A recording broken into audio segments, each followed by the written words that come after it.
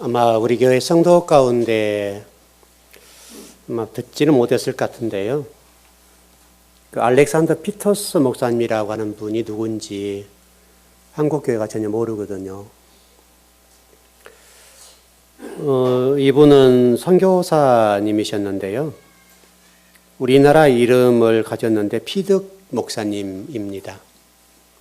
생소하죠. 놀라운 사실은 이 피득 목사님께서 우리나라의 최초로 구약 성경을 번역한 인물입니다. 그러니까 우리나라 성경을 우리나라 사람이 번역한 것이 아니라 피득 목사님께서 최초로 번역을 했습니다.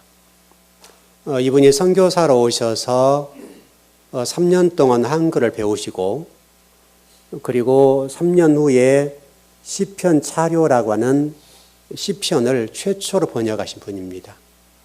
아주 대단히 놀라운 분이죠. 그런데 지금까지 종교개혁 500주년을 좀 올해 맞이하면서 외국에 있는 종교개혁자들이나 또 번역을 한 많은 목사님들은 기억을 하잖아요, 우리가. 그런데 정작 우리나라 성경을 번역한 분은 거의 아는 분이 없습니다. 신학교에서 저도 공부를 꽤 오래 했지만 어느 교수님에게도 단 한 번도 피득 목사님의 또는 피터스 목사님에 관해서 들어본 적이 없습니다. 여러분도 처음 듣죠? 그럴 겁니다. 이분은 여러분 찬송가 가운데 눈을 들어 살본이라는 찬송가가 있죠, 우리. 그 찬송가를 작사하신 분이고요.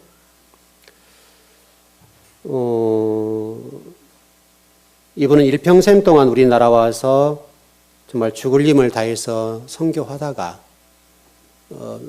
미국으로 가셔서 이렇게 돌아가셨는데요. 이분은 여기 오셔가지고 선교를 하시는 동안에 첫째 부인이 33살에 돌아가셨습니다. 그리고 재혼하신 부인도 곧장암으로 돌아가셔서 평생 혼자 사신 것이죠. 그래서 이 두 부인은 지금 여러분 양화진 묘역에 지금 안장되어 있습니다. 우리나라에. 그리고 이 피득 목사님을 미국으로 떠나신 다음에 작년까지만 해도 이분이 어디에 있는지 전혀 몰랐습니다. 그러니까 일평생 한국 교회를 위해서 애를 썼는데 한국 교회가 이분을 잊어버린 거죠. 그러니까 지금 우리 한국 교회가 뭐를 지향한지를 우리 고민을 해보자는 거예요. 그래서 이번에 미국의 패서디 인근 마운틴 뷰라고 하는 공동묘지에 안장되었는데 묘비 하나가 없었습니다. 그리고 잡초만 무성하게 되었고 이분이 목사님인지도 몰랐습니다. 묘비가 없으니까요. 그래서 안타까운 부분이죠. 그래서 지금까지 참 외롭게 계셨겠다. 물론 우리가 영혼이라고 하는 관점에서는 하늘나라를 가셨지만 최근에 어느 교수님께서 이분을 찾아 나서서 찾았습니다. 그래서 저도 지금 알게 된 거고요. 그래서 여러분에게 좀 소개를 해드립니다. 그러니까 우리 기독교가 지금 현실적으로 무엇을 지향하고 있는지, 그리고 일평생과 선교하고 한국 교회를 위해서 최초로 한글 성경을 번역하신 목사님을 우리가 지금 어떻게 대하고 있는지를 볼 수가 있지요. 좀 이렇게 좀 답답하기도 합니다. 우리가 말씀을 탐구하고 여러분 성경을 번역한다는 게 얼마나 어려웁니까, 여러분? 여러분 성경을 공부한다고 하는 것이 진짜 외로운 길이거든요. 외롭고 때로는 두렵기도 하고 또는 여러분이 느낄 수 없는 그 무언가가 있어요. 늘 그것이 압박에 오거든요.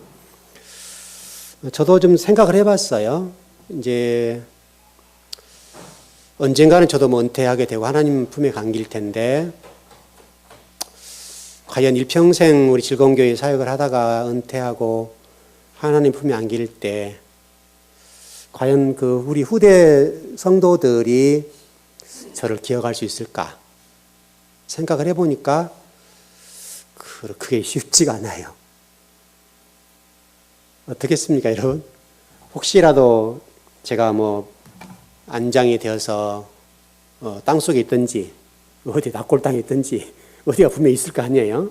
있을 텐데 그때 여러분들이 저 목사님이 평생 우리들이 성경을 가르쳐 주시려고 저렇게 몸부림치고 일평생 저렇게 애를 썼는데 야, 참 귀했다. 우리 성도들이 한번 찾아가 봐야지. 이럴 수 있을까? 여러분 어떠세요? 이게 쉽지 않단 말이죠. 왜냐하면 제가 피등 목사님 때문에 얘기를 드린 거죠. 여러분들은 어떨지 모르지만 이분이 지금 몇십 년 동안 우리가 외면했던 분 아니에요. 그래서 잡초만 불쌍한 어떤 공동묘지에 이분이 목사님이었다는 사실 자체도 모르게 되는 거죠. 그래서 이번에 우리나라의 목사님께서 이걸 찾으셨는데 참 귀한 분입니다. 그리고 이분이요, 우리나라 10개 교회를 개척했어요. 여러분 지금 강남에 있는 세곡교회라고 하는 것과 내곡교회 큰 교회입니다. 그 교회를 개척하신 분입니다. 그 한국교회 10개를 개척하신 분이에요. 대단한 분입니다. 대단한 분인데 우리가 그동안에 너무나 홀대한 건 아닌가. 여러분 시편 찬료라고 하고 여러분 그 병원 같은 데 보면 그 시편 이렇게 먼저 나오잖아요. 구약 성경 앞에 시편이 나오거든요. 바로 그런 영향일 것 같아요. 그래서 이 피등 목사님께서 우리나라의 최초로 한글 성경을 번역하신 분이에요. 여러분 우리가 들어서 한번 알아야 될 거 아니에요. 여러분 얼마나 귀한 분입니까, 여러분? 우리나라 목회자가 성경을 번역한 것이 아니라 외국 선교사가 와서 한글로 번역을 했다는 거예요. 참 귀하죠. 자, 우리가 지난 시간에 이어서 좀 공부를 해보십시다. 우리 지난 시간에 제가 7 귀신 이야기를 하다가 마쳤는데요. 7 귀신 이야기는 그렇게 썩 좋은 얘기가 아니죠. 7이라고 하는 것은 굉장히 귀한 거지만 귀신이 붙었기 때문에 안 좋은 단어입니다. 그래서 오늘 좀 풀어보려고 그러는데 이렇게 정리를 해야 할 것 같아요. 일단 7 귀신이라고 한 귀신이 들어왔다가 나갔는데 7 귀신을 달고 들어왔다는 얘기 아니에요, 성경이 지금. 근데 이게 지금 도대체 성경이 뭐를 설명하려고 하는지를 설명을 안 했으니까 우리가 지금 이 얘기를 주님의 마음이 아니고는 이해를 못하는 거예요. 왜 우리 주님께서는 성경에 한 귀신을 쫓아내니까 7 귀신이 달고 들어왔다, 이것을 강조하고 있는지에 관해서 우리가 별로 관심을 안 뒀단 말이에요. 놀랍게도 이 사실은 놀라운 사실이에요. 가장 귀하게 생각할 게 뭐냐면 7이라고 하는 것을 여러분 잊어버리면 안 돼요. 여러분 천지창조의 완성이 7이잖아요. 첫째 날부터 7째 날이잖아요, 여러분. 거기다 귀신이 붙었다고 생각해 보세요. 7 귀신이란 말은 완전하단 말이에요. 가득 찼다는 말이에요. 완성됐단 말이에요, 귀신으로서. 완성된 귀신. 그래서 지난주에 제가 설명드렸던 것처럼 2000마리 귀신과 이 7 귀신은 똑같다. 가득 채워졌으니까. 2는 1과 더불어서 대적관계잖아요. 바로 7이라고 하는 것은 완전하다. 완전수잖아요, 여러분. 여러분, 하나님 숫자는 7과 11은 여러분 10은 완전수잖아요, 여러분. 완전수란 말이에요. 가득 채워졌단 말이에요.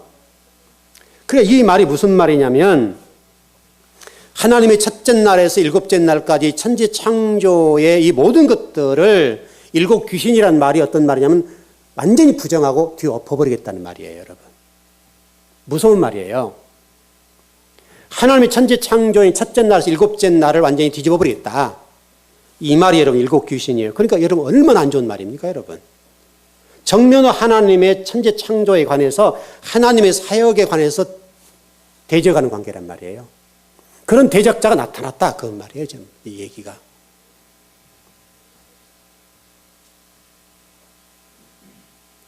또 하나는요, 이 7 귀신이란 말은 천지 창조를 뒤엎어버리겠다는 말뿐만 아니라 하나님의 씨를 단절시켜 버린다는 얘기예요. 하나님의 씨요. 다시 설명하면 하나님의 씨가 누구예요, 여러분?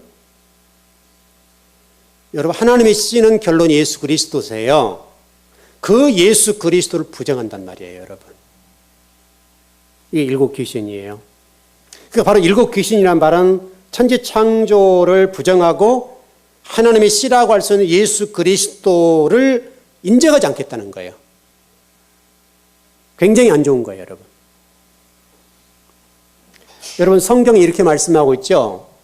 아브라함의 씨만 내 씨다. 이렇게 말씀하죠, 여러분. 이 세상에 아브라함이 말씀했잖아요. 아브라함아, 모래처럼 많을 거야, 씨가.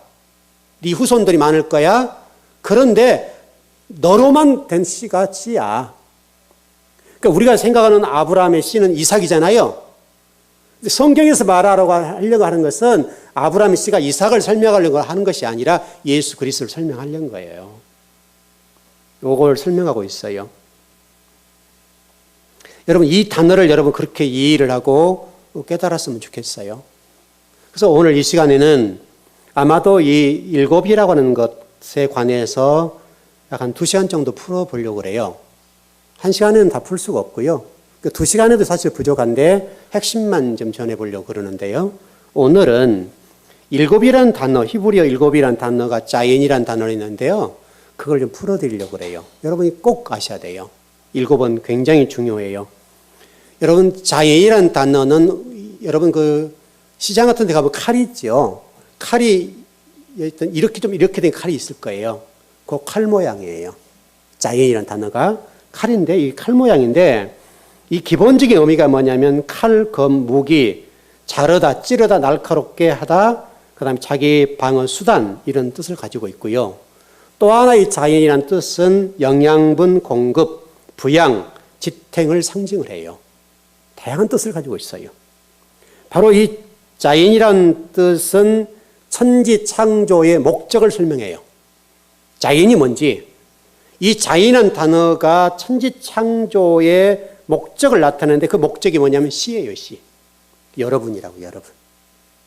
예수 그리스도 설명한다는 것과 더불어서 우리를 설명하는 거죠. 그러니까 천지 창조를 제가 설명할 때 여러분, 천지 창조 첫째 날 못 만들었다, 둘째 날 못 만들었다, 여섯째 날 못 만들었다, 이게 중요한 게 아니라고 그랬죠, 여러분. 거기에서 핵심적으로 하나님 말씀하시려고 하는 것은 저와 여러분이에요.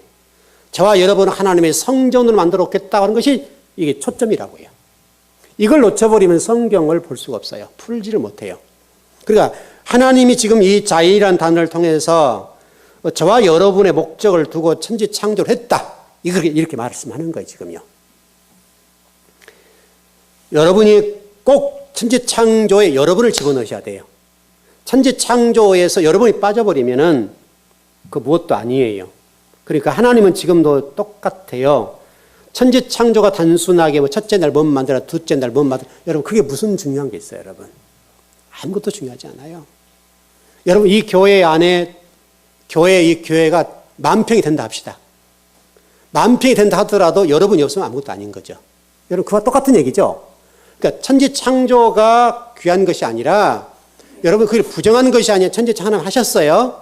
그러나 천지 창조의 목적은, 이 모든 창조하는 목적은 우리를 위해서 창조했다는 거죠. 이걸 놓치면 안 돼요. 그래서 성경은 분명하게 천지 창조의 목적을 설명하면서 아브라함의 씨로만 한다, 이렇게 됐단 말이죠. 그걸 분명하게 하고 있어요. 그러니까 하나님의 의중을 우리가 좀 들을 수 있어야 되겠는데 바로 그와 똑같아요. 여러분, 아브라함으로 시작돼서 다윗, 예수 그리스도 연결되는 성경이 그렇게 가잖아요, 여러분. 그래, 여러분, 제가 전번에 새벽님에 말씀을 드렸습니다만은 사울과 여러분 기타 다른 나라들이 다윗을 그렇게도 죽이는 동조하잖아요. 여러분, 사울이 왜 그렇게 다윗을 죽이려고 했겠어요, 여러분? 물론 여러 가지 정치적인 원인이 있지요. 그러나 거기 안에는 놀랍게도 영적인 원리가 담겨져 있는 거죠. 다시 말하면 다윗을 죽이는 데 목적이 있는가? 누구를 죽이는 목적이에요? 예수 그리스도 씨를 태동하지 못하게 하는 목적이 있단 말이죠. 그러니까 성경이 줄기차게 사울을 통해서 다윗을 죽이려고 하는 거예요. 왜? 다윗을 통해서 그 씨가 나오면 안 되니까. 그래서 여러분, 사울을 통해서 하나님의 이 사역을 철저히 대적하고 물질려고 하는 거예요. 그것을 성경을 통해서 볼 수가 있었으면 좋겠어요. 그러니까 이 저와 여러분이 핵심이라고 말씀을 드렸는데 여러분 이 자의란 단어를 보면 참 재밌어요. 자, 이렇게 좀 표현을 했는데 칼처럼 생겼다 그랬잖아요. 아마 전부 우리 공부할 때 공부하신 분들 보셨으니까 왕관을 쓴 바보예요. 바보라는 단어가 어떻게 되냐면 이렇게 돼 있어요. 이렇게 돼 있어요. 이게 바보예요. 바보가 이렇게 됐는데 이렇게 가서 이렇게 된 거예요. T자 비슷한 건데 이렇게 돼 있어요. 위는 올라가고 밑으로 내려가요. 이게 T자와 조금 비슷한 건데 한쪽이 올라가고 한쪽은 내려가게 돼 있어요. 이게 바보예요. 바보가 이렇게 여러분 그 기억 뭐죠? 글자 쓸 때 우리가 정자로 쓰게 되면 이게 일자를 쓸 때 약간 꺾잖아요. 그게 바보예요. 바보. 그 바보의 밑에가 좀 더 내려갔다 보시면 돼요. 그러니까 이렇게 된 거죠. 이렇게 글자가 붙었다고 보시면 돼요. 이게 바보예요. 이렇게 보고 이렇게 보면 이게 바보예요. 이게 자인이라는데 이게 올라가고 내려간 부분이에요. 이게 굉장한 의미가 있어요, 여러분. 하나님은 글자 하나하나 속에 아버지의 생각들을 다 담아 놓으셨단 말이에요. 우리가 그것을 주목하셔야 돼요. 바로 여러분들 성경에 보면 우리에게 뭐라고 그래요? 우리 베드로전서에서는 우리를 어떤 신분이라고 그러죠? 왕 같은 제사장이라고 한다고. 여러분 왕관을 쓴 여러분 바보라니까 그러니까요. 그래서 여러분 제가 전번에 좀 말씀드렸던 대로 여러분 요한계시록 19장에 보게 되면 우리 예수님을 뭐라고 설명해요? 예수님을 어떻게 표현하죠? 요한계시록 19장에 보게 되면 우리 예수님을 이렇게 설명해요. 만왕의 왕, 만주의 주. 그렇게 설명해요. 만왕의 왕이에요. 그러니까 여러분이 지금 누구라는 얘기, 신분이? 여러분이 왕이라는 거예요, 여러분. 좀 이상하죠? 우리 스스로가 우리가 왕이라고 하니까 나 같은 거 어떻게 왕이 돼? 이렇게 설명하는데, 근데 여러분 제가 조금 저번에 설명드렸던 대로 이 성경 번역상 우리는 종으로 생각을 많이 해요. 우리를 너무나 겸손하게 본다고요. 우리 스스로는 부족한 부분이 있지만은 예수 그를 통해서는 우리가 굉장한 신분이 된 거예요. 왕 같은 제사장이에요. 실질적으로 왕이에요. 만주의 주, 만왕의 왕. 만왕의 왕이에요. 예수님이 만주의 주가 되시고 만왕의 왕. 왕 중에서 왕이란 말이에요. 왕 중에서 왕이니까 우리가 왕인 거죠. 여러분 이게 굉장한 겁니다, 여러분. 그게 여러분 자인이란 단어예요. 여러분이 왕 중에 왕들이다. 예수님이 왕 중에 왕이 우리는 왕들이다. 이걸 좀 설명하는 거예요. 그 내용을 우리가 좀 꼭 인지를 했으면 좋겠고요. 바로 그 단어가 일곱이란 단어예요. 이 일곱이라는 단어는요, 절기라는 관점에서도 주목해 볼 단어예요. 이스라엘에서 절기가 7개예요. 딱 7개 떨어져요. 이렇게 보시면 돼요. 6월절, 자, 무교절, 칠칠절, 초실절, 나팔절, 대속절, 초막절 7개예요. 여러분 이게 성경이 이렇게 기가 막히게 떨어지는 거예요. 기가 막히게. 여러분 무교절 기간이 며칠이에요, 여러분? 7일이죠, 여러분. 초막절 기간이 며칠이에요? 그것도 7일이에요, 여러분. 그래서 이 무교절과 초막절이 7일이에요. 7일씩이에요. 여러분 성경이 왜 이렇게 7을 강조할까요? 여러분 일주일은 며칠이에요? 7일이에요, 여러분. 일주일이라고 우연하게 생긴 게 아니에요. 과거 여러분 그 중세시대에 이럴 때요, 우리 사람들이 일을 많이 시켜 먹으려고요, 일주일을 10일로 할 때가 있었어요. 그러면 여러분 생산이 많아야 되잖아요. 오히려 떨어져요. 우리 신체 리듬이 딱 일주일로 돼 있어요.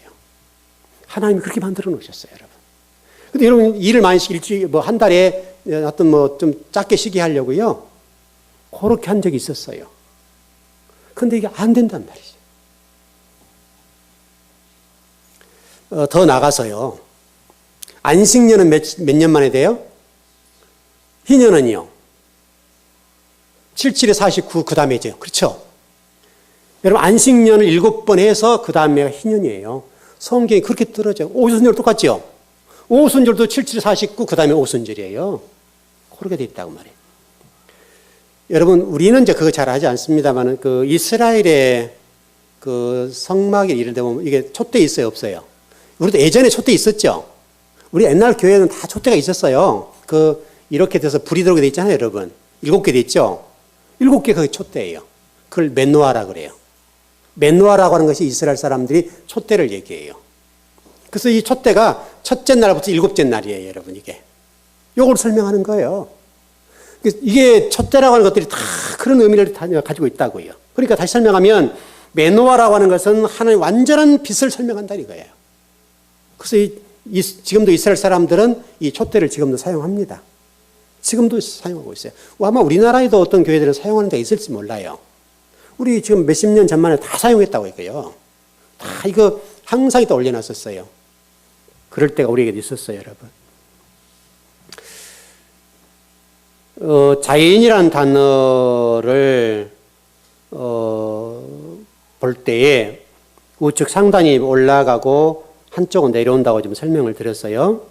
이게 굉장하게 중요한 부분을 설명하는 건데요. 이런 내용들 하나하나가 다 성경적인 의미를 다 가지고 있어요. 그렇게 좀 정리를 좀 했으면 좋겠고, 일단은 좀, 자, 우리 고린도후서 10장 4절 한번 보십시다.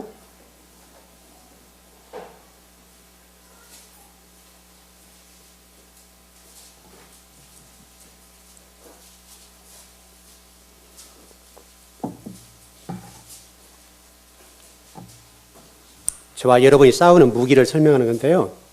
무엇으로 싸우는지를 설명을 좀 하고 있습니다.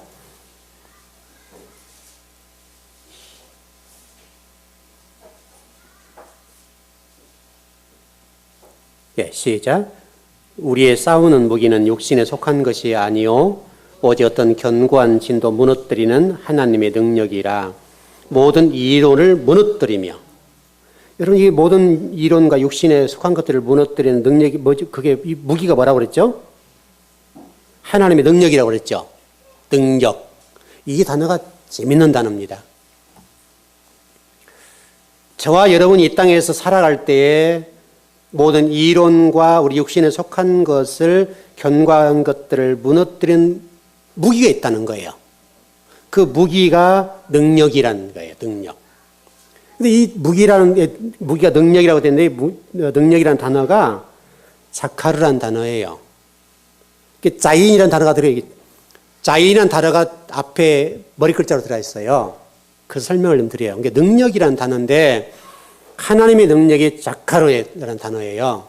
이게 자인이라는 단어가 들어있어요. 자인 때문에 설명하는 거예요. 이게 좀 굉장히 중요한 단어인데, 능력이라는 단어가 우리는 굉장히 뭐가 힘적인 개념이잖아요. 근데 이 자카라는 단어가 기억이란 말이에요. 기억. 기억이라는 단어를 주목해 보셔야 돼요. 그러니까 여러분 한번 생각하기에 기억하면 암기 이렇게 생각할 거 아니에요. 그렇게 설명하는 것이 아니라요. 우리 머릿속에 뭘 저장해 놓았느냐 이걸 좀 설명하는 것이 아니라, 놀랍게도 이것은 언급, 말과 관련되어 있어요. 언급하다, 기억하다, 언급하다 똑같은 의미예요. 그러니까 언급하다라고 하는 것은 말하다는 말이잖아요. 말이라고 하는 것이 무엇과 관련되어 있어요? 기억과 관련되어 있죠. 우리가 기억한 것을 말하잖아요. 그러니까 여러분들이 지금 이 땅에서 능력 있는 삶들을 살려고 하면 하나님의 말씀, 증거, 이 얘기를 하는 거예요, 지금. 여러분의 무기가 뭐냐면 말씀이에요. 그 말씀을 증거하는 그 삶을 살게 되면 그 말씀 자체가 놀랍도록 여러분들에게 능력을 발휘한다는 거예요. 여러분 삶 속에서. 그래서 제가 오래전에 여러분 이렇게 말씀드린 적이 있어요. 기도한 분이나 말씀을 가진 분들은 말을 조심하세요. 여러분 기억나시죠? 굉장히 중요해요. 여러분 그 창세기 7장 이하에 보게 되면 노아 홍수 얘기가 나와요. 노아 홍수 사건이에요. 그런데 노아 홍수 사건에 노아와 아내와 세 자녀와 그리고 자부들, 며느리들 3명, 그리고 짐승들과 산짐승과 들짐승들을 들고 들어가잖아요. 그 놀랍도록 하나님이 거기서 뭐라고 말씀하셨는가 하면 내가 그것을 기억하였다라고 해요. 기억한 자들만 들어가요. 기억하는 자들만. 이게 굉장히 주목할 단어예요. 이 기억하다는 이 단어가 뭐냐면 자카르라는 단어예요. 능력이라는 말과 기억하다는 말과 말하다는 말이 자카르라는 말이에요. 자카르. 자인이라는 단어를 설명하는 거예요, 여러분. 이 자카르라는 단어를 기억하다. 하나님이 기억한 거예요. 그 노아와 그 7사람, 그리고 짐승들, 하나님이 그들을 기억했다는 거예요. 기억해 노아 방주 속에 집어넣었어요. 그들을 기억했다는 거예요. 굉장히 중요한 단어예요, 여러분. 하나님이 여러분을 기억하냐 못하냐는 굉장히 중요한 거예요. 그래서 신명기에 보면요, 기억하라, 기억하라는 말이 굉장히 많이 나와요. 신명기에서는요. 굉장히 많이 나와요. 하나님이 기억할 때, 하나님의 말씀을 기억할 때 여러분 삶이 완성된다는 거예요. 하나님의 말씀을 여러분이 기억한다는 것이 얼마나 중요한지 몰라요. 제가 가끔 여러분들에게 질문을 던져요. 여러분 이제 기억을 하고 있는지 안 하는지를 체크하는 건데요. 그걸 통해서 여러분이 지금 성경을 얼마나 이해하고 깨닫고 가는지를 느끼는 거예요. 그게 굉장히 중요해요. 그래서 어떤 이스라엘 백성들에게 이 신명기에서는 기억하라라는 단어를 굉장히 많이 사용하고 있어요.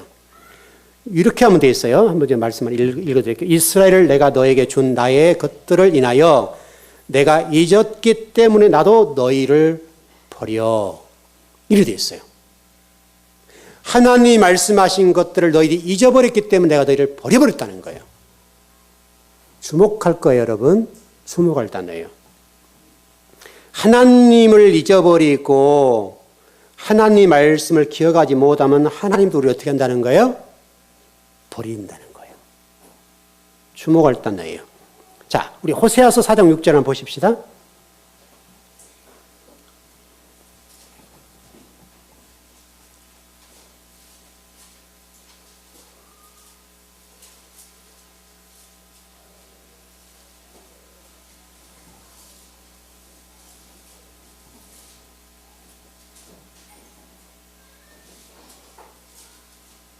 예, 호세아서 4장 6절입니다. 예, 시작. 내 백성이 지식이 없으면 망하는도다. 내가 지식을 버렸으니 나도 너를 버려 내 제사장이 되게 못할 것이요. 내가 내 하나님의 율법을 잊었으니 나도 내 자녀들을 잊어버리리라. 무서운 말이죠, 여러분. 여러분이 말씀을 기억한다는, 하나님을 기억하고 산다는 것이 이렇게 중요한 거예요. 자카라는 단어가 여기에 나와요, 여러분. 자, 말라기 4장 4절 한번 보시죠.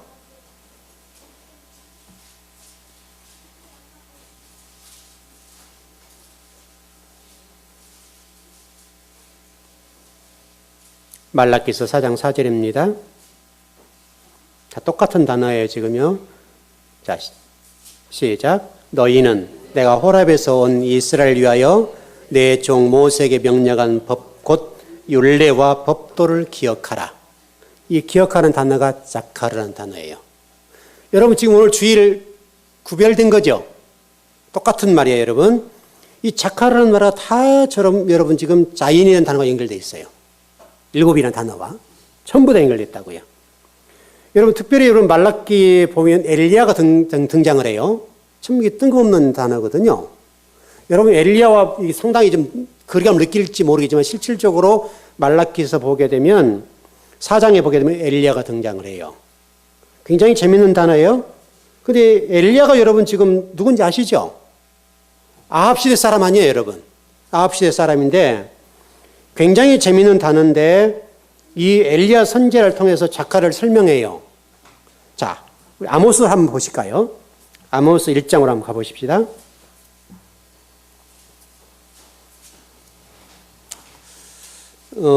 이게 다 읽을 수 없는데 좀 내용이 많은데요.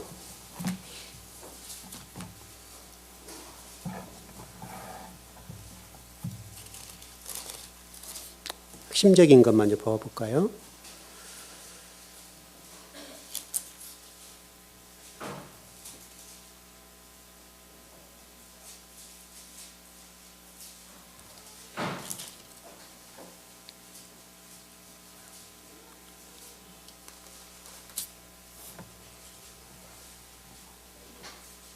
예, 13절입니까? 몇 절이에요, 여기에? 예, 13절 한번 보시죠. 1장, 아모스 1장.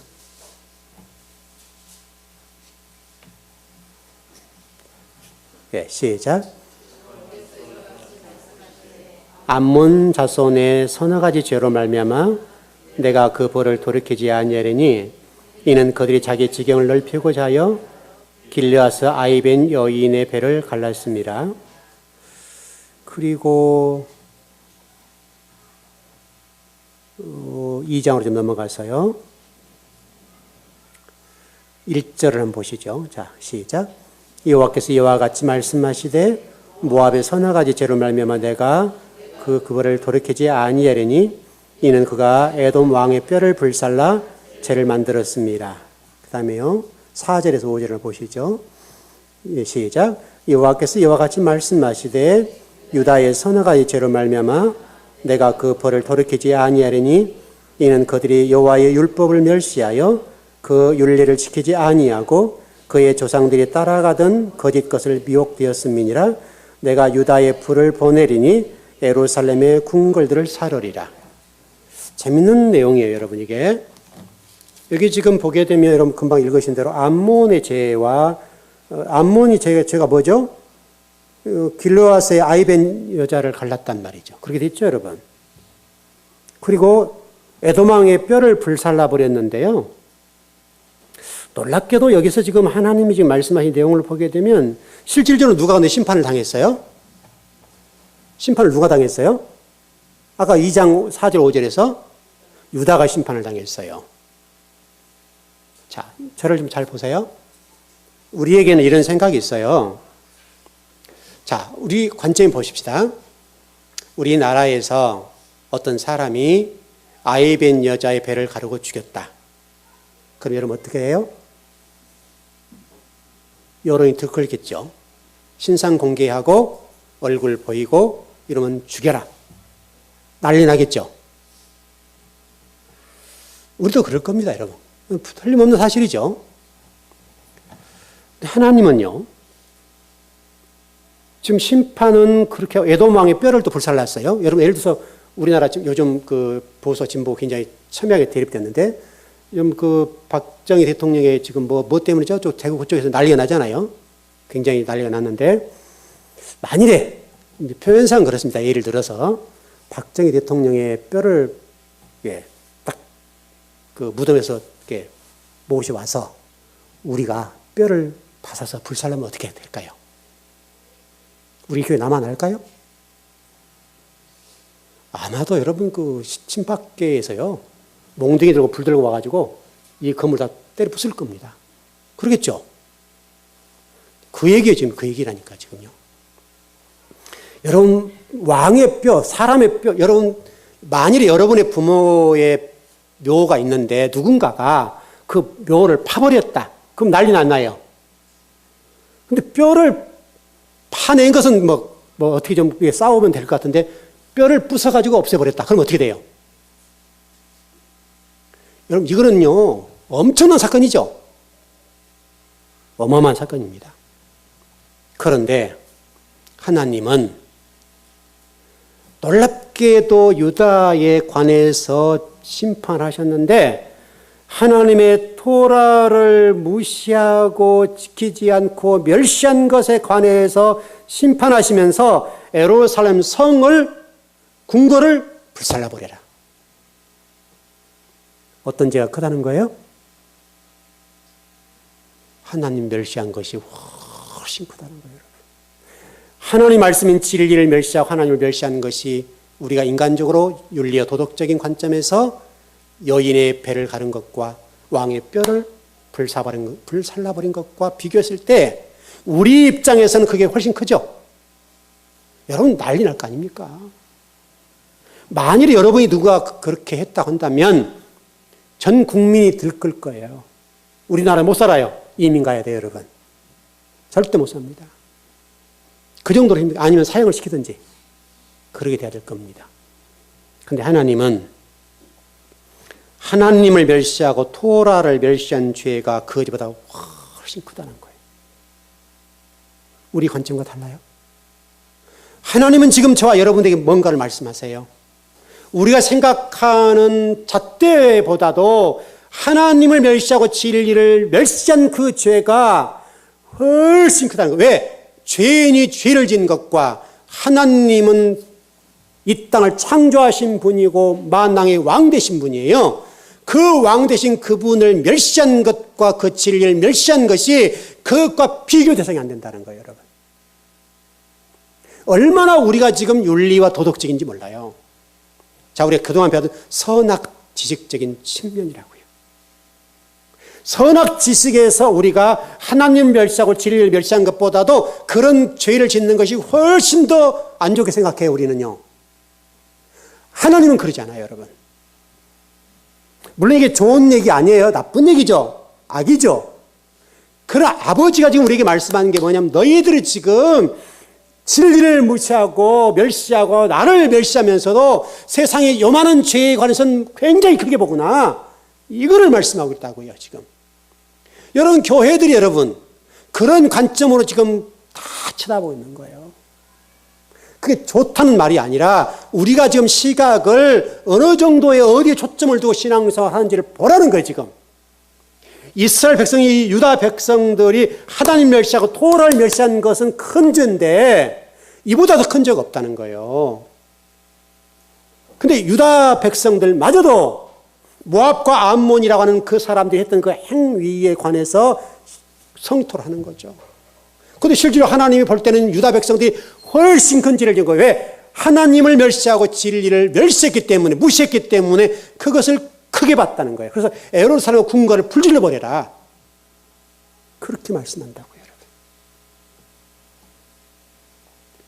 우리 스스로 한번 좀 생각을 해봐요, 여러분. 여러분 TV에 나와서 만약 그런 사람이 등장하면 이러면 어떻게 돼요? 우리가 막 흥분되잖아요, 여러분. 뭐 또 저런 사악한 것 하면서 온갖 욕을 다 하잖아요, 우리가. 근데 실질적으로 우리가 좀 우리 스스로가 하나님 멸시하고 진리를 무시하고 하나님 말씀을 멸시한 것은 조금도 끄리낌이 없는 거예요, 우리가 지금. 하나님 지금 우리에게 말씀하세요. 너희들은 어떠니? 유다 백성들이 그랬는데 너희들은 어떤가 한번 확인해 보라는 거예요.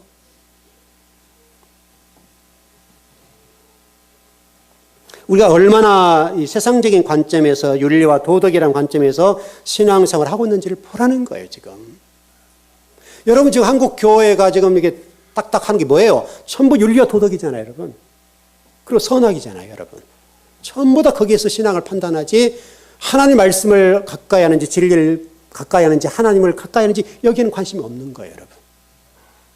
얼마나 우리가 하나님을 멸시하고 하나님을 멀리하고 무시하고 진리를 무시하고 멸시하고 얼마나 그런지 몰라요, 우리가 우리 마음 땅 속에서. 그러나 조그마한 뭐가 보이면 그거 가지고 우리 얼마나 부풀리고 막 키워가지고 아주 뭐 사람을 죽이려고 그래요, 우리가. 우리에게도 이런 마음이 있다고요, 여러분. 여러분 그렇지 않습니까? 우리가 지금 얼마나 지금 이 세속적인 신앙관을 가지고 판단하고 정죄하고 그런지 몰라요. 하나님은 그런 거 가지고 여러분 토토리 기적이에요, 여러분. 어차피 우리가 죄인들이잖아요, 여러분. 예수 그리스도가 아니고는 저와 여러분은 구속받을 수 없는 죄인들이잖아요. 어차피 하나님 보실 때는 똑같아요, 여러분. 여러분 제가 창세기 4장 공부할 때 말씀드렸잖아요. 카인과 아벨에 관해서 설명할 때 여러분 설명을 드렸잖아요. 어떤 분들은 아벨이 뭐 좀 이렇게 좀 더 거룩해 보여서 아벨을 구원해 줬다. 뭐 이렇게 저렇게 얘기를 다 하잖아요, 여러분.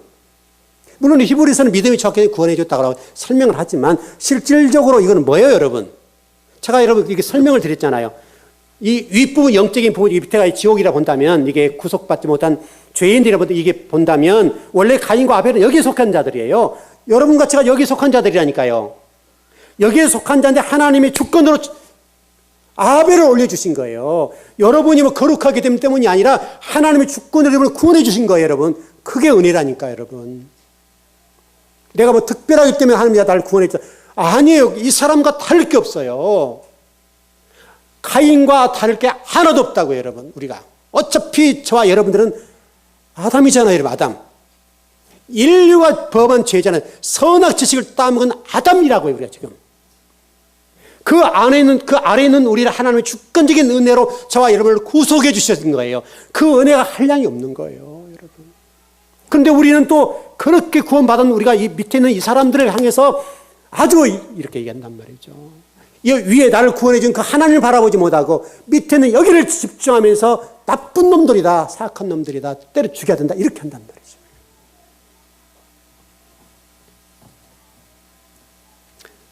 여러분과 제가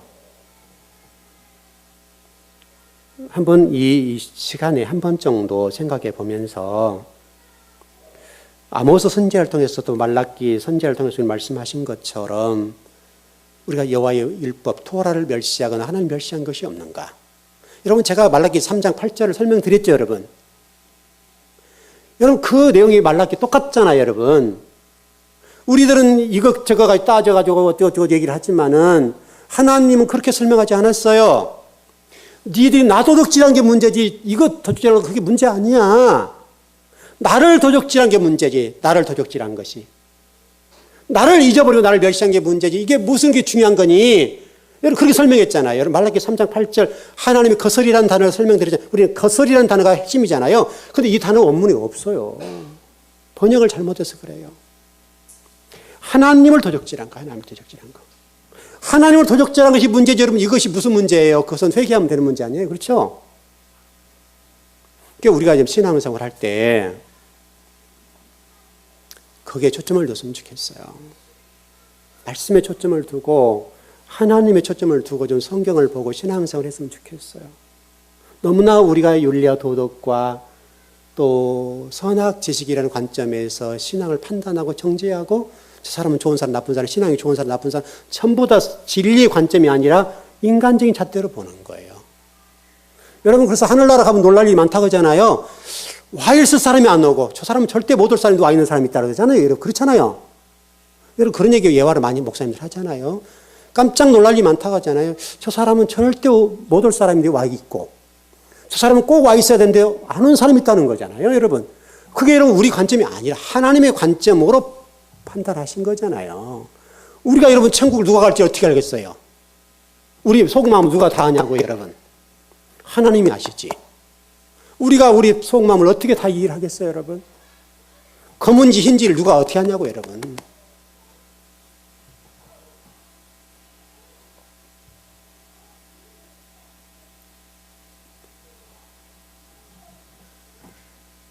이 멸시함이라는 단어를 좀 풀어드릴게요. 좀 정리를 하셔야 되니까. 멸시함이라는 단어로 히브리어 뜻을 보니까요. 거부하다, 멸시하다, 혐오하다, 경멸하다. 이게 멸시라는 단어예요. 단어의 뜻이에요. 거부하는 거. 진리를 거부하는 것도 하나님 멸시하는 거예요. 그 다음에 멸시, 혐오, 경멸하는 거. 이것을 하나님께서 오늘 우리에게 말씀하세요. 자, 조금 전에 말씀드렸던 것처럼 이 자의라는 단어가 위가 올라가고 밑에 내려갔다 그랬잖아요. 이게 우리 신앙을 설명하는 거예요. 우리 어떻게 신앙생활을 할지를 설명하는 건데 위로 올라가는 뭐를 지향해야 된다는 거예요? 하나님을 지향하고 밑으로는요? 이웃, 성도를 지향하는 거예요. 여러분 자인 속에 다 들었어요. 여러분 십자가잖아요. 원래 여러분 십자가는 옛날에 우리는 지금 이렇게 이해하잖아요. 근데 실제로 옛날에 십자가는 이렇게 돼 있었어요. 티귿자 같이 돼 있었어요. 티귿자처럼. 우리는 십자가 이렇게 보잖아요. 과거 십자가는 이렇게 돼 있었어요. 자인처럼 됐어, 자인. 하나님을 지향해야 되는 것과 동시에 이웃을 지향해야 된다라고 하는 단어가 자인이라는 단어예요. 그게 여러분 7이에요, 7. 그렇게 해서 토라가 완성되는 거예요. 하나님과 이웃. 여러분 그 사마리아인 비유 아시죠?